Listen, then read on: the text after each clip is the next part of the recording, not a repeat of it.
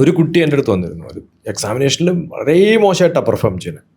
അച്ഛനും അമ്മയൊക്കെ നല്ല റിച്ചാണ്, വെൽ എസ്റ്റാബ്ലിഷ്ഡ്. ഒരു കുട്ടി മാത്രമേ ഉള്ളൂ. അച്ഛനും അമ്മയും പറഞ്ഞാൽ എല്ലാം കൊടുത്തിട്ടുണ്ട്, പക്ഷെ ഒന്നും നടക്കണില്ല, പഠിക്കണില്ല. പക്ഷെ ബുദ്ധിയുണ്ട്. മാത്സിലൊക്കെ വളരെ കുറവ് മാർക്കാണ്. അപ്പം ഞാനിങ്ങനെ ഇരുന്ന് കുറേ ചെറിയ ചെറിയ മാത്സൊക്കെ ചോദിക്കുമ്പോൾ പടപടാ ഉത്തരം പറയുന്നുണ്ട്. എല്ലാ കഥകളും പറഞ്ഞു. അപ്പോൾ എന്തോ ഒരു ചെറിയ ക്ലാസ്സിൽ പഠിക്കുന്ന സമയത്ത് ഫസ്റ്റ് റാങ്ക് മേടിച്ചാൽ എന്തോ സാധനം മേടിച്ചു കൊടുക്കാമെന്ന് പറഞ്ഞിരുന്നു. അത് കൊടുത്തില്ല. അതവർ മറന്നുപോയതാവാം. പക്ഷെ ആ കുട്ടി ഓപ്പണായിട്ട് പറഞ്ഞിട്ട് പോലും ഇല്ല അത് വേണ്ട. അപ്പം മുതൽ തുടങ്ങിയതാണ് അച്ഛനും അമ്മയും ദുഃഖിപ്പിക്കാനുള്ളത്. ഒരച്ഛൻ്റെ അമ്മയുടെയും ദുഃഖം ഏറ്റവും കൂടുതൽ എന്തായിരിക്കും? മക്കൾ പഠിക്കുന്നില്ല അതിലാണ്, ബാക്കിയെല്ലാം ഉണ്ട്.